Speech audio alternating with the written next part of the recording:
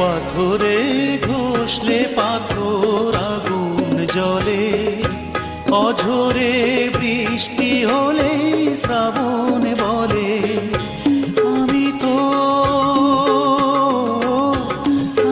তো পাথর নই, শ্রাবণ নই, তবে কেন ভাসি চোখের জলে।